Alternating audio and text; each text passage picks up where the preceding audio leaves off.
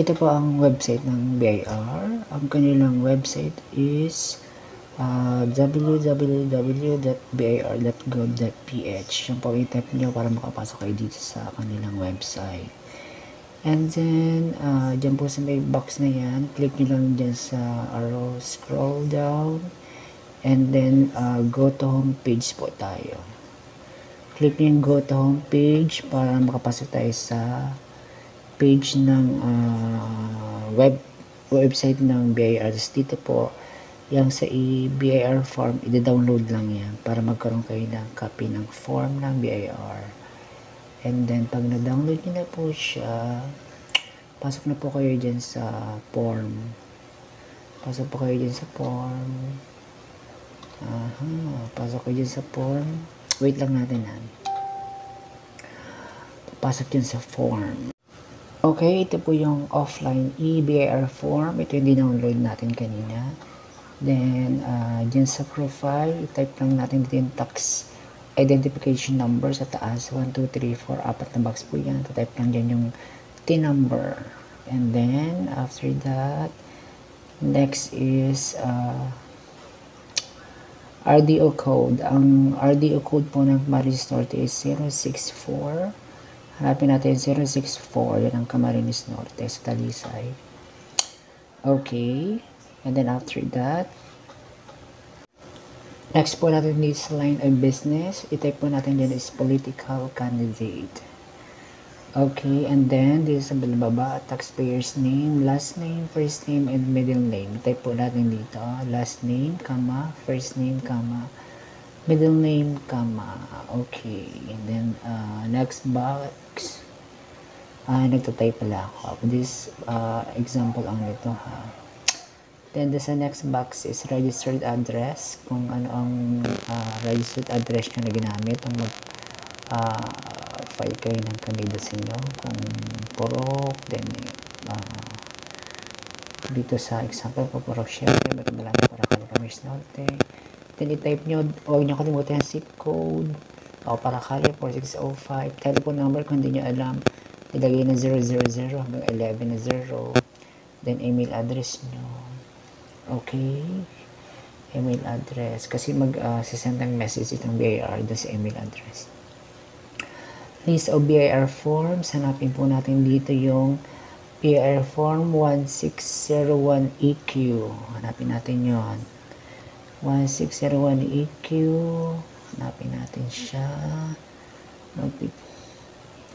And then, pag nahanap natin, lalabas dito pag natin yung fill up. Pero bago yan, confirmation daw ulit. Type nyo yung TIN number, din yung email number. Okay, for confirmation.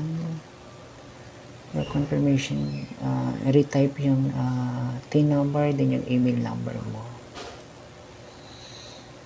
Okay, next. Papasok tayo din sa form na 1601EQ. Ang tagal, diba?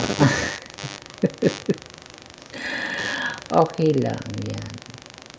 Papasok tayo dun sa form na 1601EQ. Okay lang.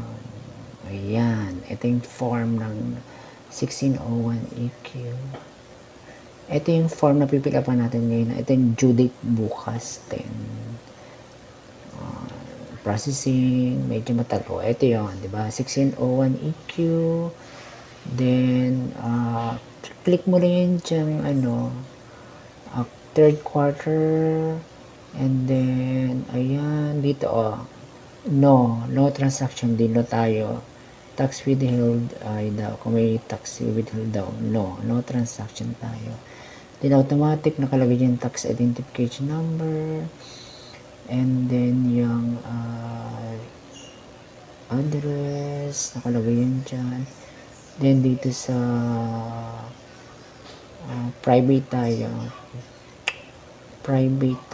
Individual. Yun lang. Wala tayong ibang i-click dyan. Then, sa baba agad, validate. Click validate. Yan. Ito na sa baba, lower part. lower part, left side. Validate. Magkakatabi yan. Validate. Ang tagal mo baba.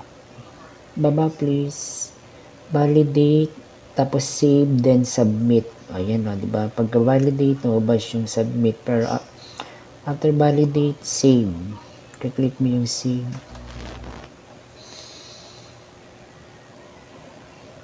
Okay po na. Susubaybayan po ba ninyo yan? Then, kasi pag nagpa-computer shop kayo, ang mahal daw na single 100 pesos per transaction. Grabe. Kasi hindi i-explain ito ng BIR. Then, okay lang. Click mo lang yung okay. Ayan, din ba save? Tapos, ito lang submit. Submit mo na siya. Save mo na. Then, submit. Okay. Click mo lang yung okay.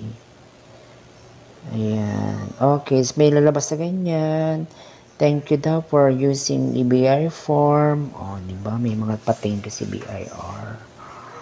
Okay na yan. Ibig sabihin, okay na yung ano mo, yung pag-fill up. Pag online fill up natin, okay na. Then, okay lang. Click mo lang okay. Kung gusto mo yung basahin terms and condition, click mo dun sa here. Yung terms and condition ng paggamit itong online pay. Online na to. Then, okay lang. Ito yung mga terms. Yan. Habang nagpa-processing siya, may isi-send. Ibibigay siya ng notice sa'yo na magsisend siya sa email na ginamit mo. Lalabas yun mamaya after yun. Ibig sabihin, pag nag-send na siya ng ganyan, magsisend siya sa email na ginamit mo, okay na yung online.